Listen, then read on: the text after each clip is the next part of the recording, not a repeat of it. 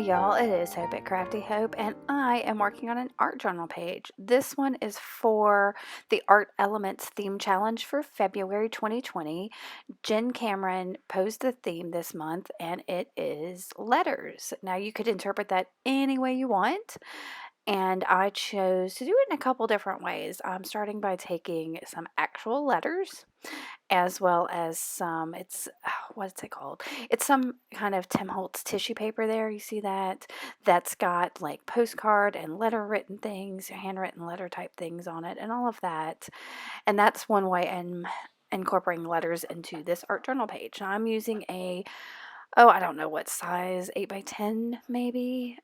It's a fairly good size art journal book. It's a mixed media paper. I think it's the Strathmore one. I'm not positive. I think so. Anyway, so I'm just using that and some fluid matte medium. And I am brushing on the medium. Look at that. I have an old Blockbuster card. Actually, it's a gift card, I think, but that makes me just a little giddy that I've got that's still around for posterity, I suppose, even though I've got it covered in paint and glue and whatever else. But I'm using it to kind of even out the papers. Both of those papers are pretty thin. The handwritten letter I'm using is from, I got a stack of them at like a thrift store, I guess, like an antique thrift store, and somebody had them, and it's a bunch of letters from a mom to her daughter, um, from England to her daughter who was in New York, I believe. So anyway, I'm using those two things for my letter portion of this and just kind of gluing them down, breaking up little bits of it. And in some cases, you can't tell which of it's the handwritten letter and which of it is that tissue paper. So it's kind of cool because they're kind of the same size and all of that. So I didn't really have a plan going into this. I knew I wanted to do the whole letters theme, but I didn't have much more than that. So I left that to dry, and then I came back with some Distress ink, just the ink pad, and walnut stain, and then that is some acrylic ink. It's the Amsterdam, I think it's warm gray is the color. But I started with that Distress ink and just kind of spread it out all over the page and spritzed it with some water, and then I'm going to take just a paper towel and rub that back. And that gives all of that a nice, yummy, aged feel. Like I said, I didn't have any kind of idea what I wanted to do with that, so I just kind of wanted to get my art journal play using that theme in the back of my head. So that's what I'm doing. So I knew I wanted kind of a distressed brown feel to all of this, so that's why I'm adding these kind of brown tones to them. That warm gray is kind of a brown gray you see there that I just kind of dripped on there, and I'm moving it around with a big paintbrush, and that was it. Now this, I love what happened here. Before that dries too much, I spritzed on a little bit of that water and I took out some of the waiting time, but I gave it just a minute to let that water sit on there, and now I'm pulling it up with a dry paper towel. And I'll show you, I think you can see some of the splotches on there that are getting pulled up. Now it doesn't translate, I think, in the end piece, but a lot of this was me just playing and seeing what kind of effects I could get in this. And this is one of my favorites. I actually do it again here after a while with another product. So you see those fun splotches that I got all over there. I really love those. But then I dry it, and then I'm going to go in with some spray inks. Now I've got two different shades of Lindy's. One is a brown and one's a steampunk sepia. And then I've got a brown, what is that, alcohol ink that I made with just some alcohol and some inserts from markers that I just put in a spray bottle. And it's kind of the same colors I've already got on there, so that doesn't really show up. But then I've got Rusty Hinge Distress Spray, and y'all, I love this spray so much. It's got so much of that rusty color. It's gorgeous, and that's the color that really comes through in this page in the end. Even though I just did those two spritzes, that's all you really see. So that, I believe, is the Steampunk Sepia. And then the other one, I cannot remember what it is, but it's some kind of brown of the Lindy spray, which both of those, I believe, have a touch of sparkle in them, but you don't really see it in the end. So I'm letting those colors kind of drip down just a little bit. You see I've got my page up and down, And of course, somebody's running water right now in the house, so I apologize for that. Um, and then I'm going to leave that to dry. Actually, I pull the colors out, and you see down there at the bottom how it's two different tones. That's where I didn't put some of the matte, the fluid matte medium, because the darker areas is the uncovered page. So I really, really like that too. So that's something else I'm going to have to play with later. So I knew I wanted some really big chunky letters on my page, and I thought that I was going to stamp them, but I couldn't find any really big letter stamps. So I did find this stencil that has big chunky letters. So I'm just trying to get a bunch of different letters right onto that page, and I'm using Distress Oxide.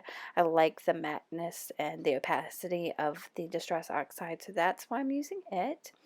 And I'm just being very slow, and I'm turning that stencil so that I get them in all different kinds of directions. I've sped this up a little because it's kind of boring to watch me do this, and I'm just using a cosmetic sponge to go through that stencil and get these letters down there.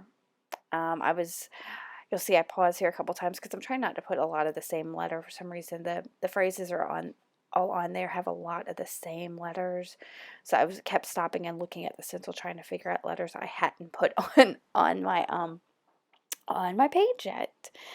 So, and these, as much as I love them, and I kind of wish I didn't mess with them a whole lot, because I think I could have made them work in the end, but you'll see what happens. If you saw the picture at the beginning, you'll see that those letters aren't as prominent. And you see also I'm putting them over on that left side of the page because I knew I really wanted to work with the right side of that page. Now, the Distress Oxides take a little time to dry, so I'm wiping off some of what was on that stencil just so that that ink doesn't go to waste and isn't rubbing off on other things because my fingers are a little messy. You'll see here in a second. And so now here I'm going to try that same spritz technique with that Distress Oxide. And it works amazingly. Now I knew that this would work great with the Distress Oxide. Again, I hadn't let it dry very long.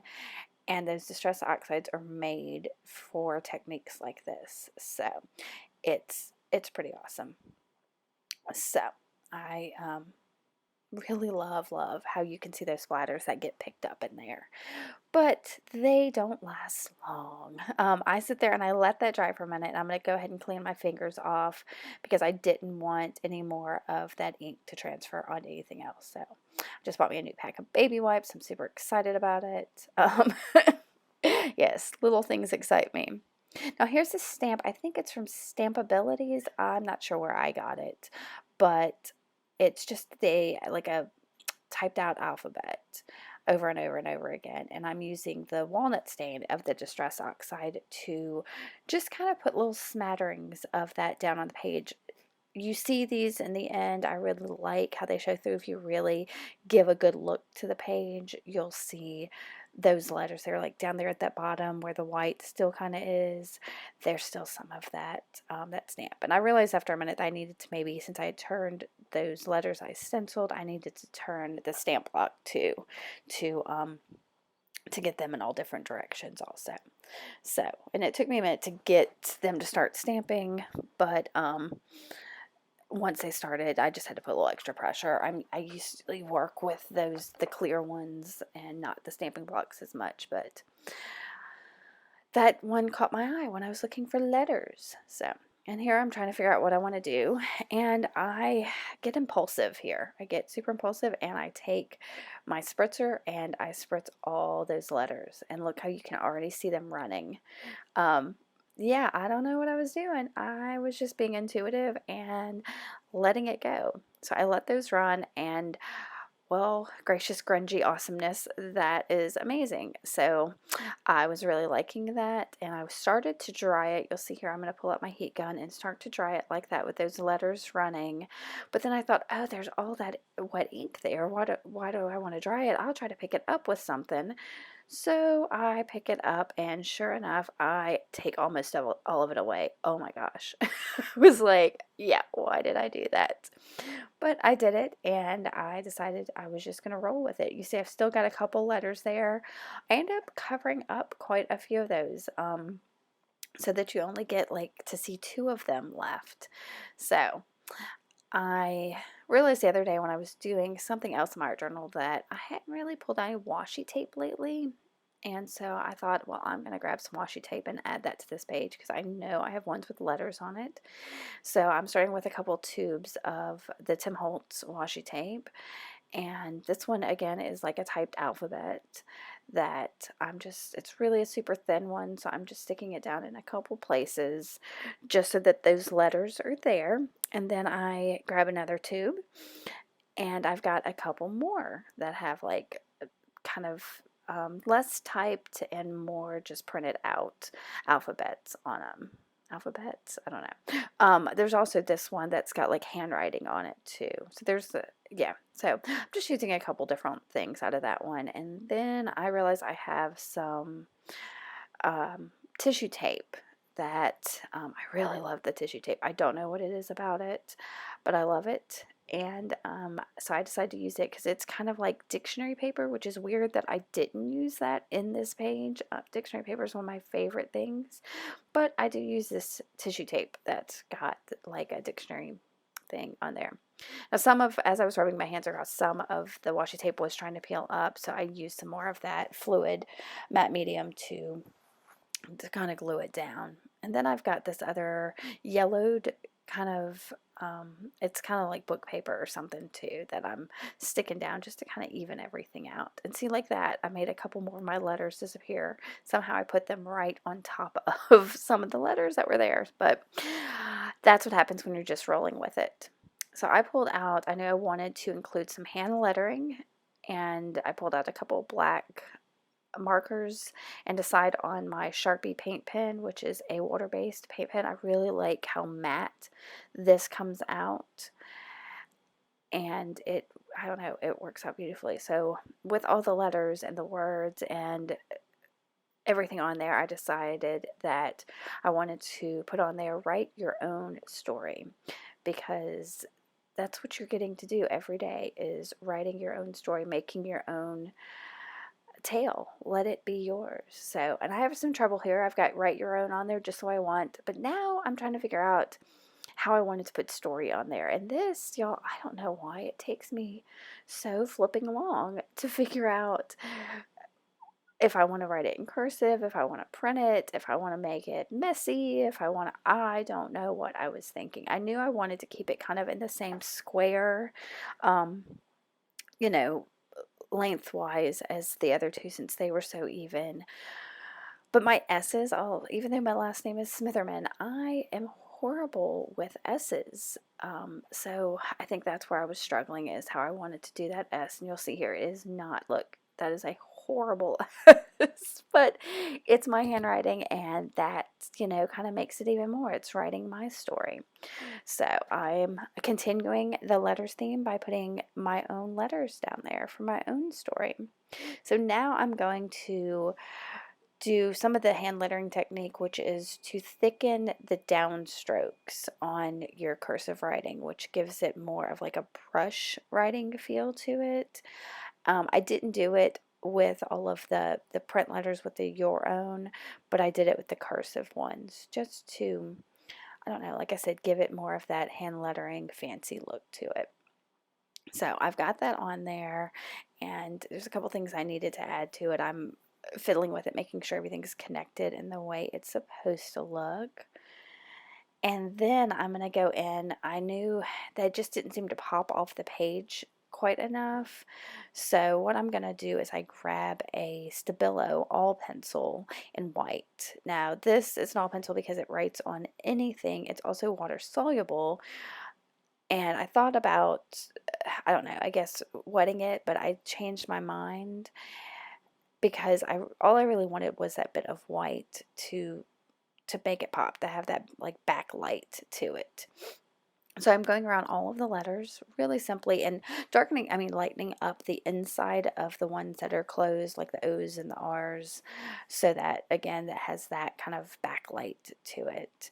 So, and this takes me a hot minute to get it all highlighted like that. And then, just like that, that's done. I did forget the O, but in the pictures, the O, I do go around the O. Now, I couldn't decide if this was done or not, but I felt like it needed another pop of black on there, so I took a Stabilo Woody, again water soluble, and went around the page. And this is just a black Stabilo Woody. Again, like I said, I wanted to bring that pop of black back in there, just like the letters. And I've got a big fat paintbrush and with lots of water on it and loaded it up, and I'm just going around that to frame up my page. And with that, this page is done. I included letters in I don't know how many different ways, a ton of different ways. Oh wait, I did add something else, because once I got that done, I realized I had made so many mistakes and was kind of messing up and having to correct it and all of that, that I took a pen. I can't remember what kind of pen that is, but it's just a black pen, and I wrote, "And rewrite it as often as you need," because that's kind of the thing about life, is every morning you get up and you get to make the decisions that make your life. So if your story's not being written the way that you like it, rewrite it, make it yours. So I'm going to give you a couple looks at this page. I'd love to know what you think. Please leave me a comment. And if you like what I'm sharing, give me a thumbs up and make sure to subscribe so you can see what else I've got going on. All right, guys, thanks for coming by and watching. And thanks to Jen for the theme this month. All right, guys, bye.